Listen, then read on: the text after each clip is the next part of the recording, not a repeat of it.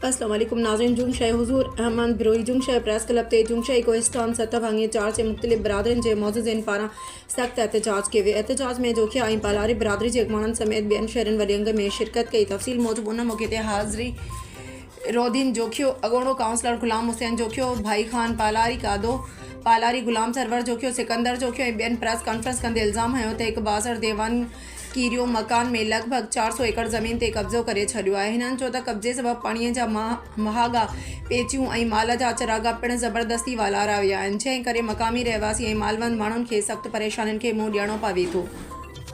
मुज़ाहिरीन चयो त उहा ज़मीन ॻोठाणनि जी गॾियल मिल्कियत आहे, जंहिं ते ग़ैर क़ानूनी कब्ज़े सबबि रोज़गार ऐं गुज़र सफ़र मुतासिर थियो आहे। हिननि ज़िले इंतिज़ामिया खां फ़ौरी कार्रवाई जो मुतालबो कंदे चयो त मामले जी शिफ़ाफ़ इंक्वायरी कराए वञे ऐं कब्ज़ा ख़तमु कराया वञनि।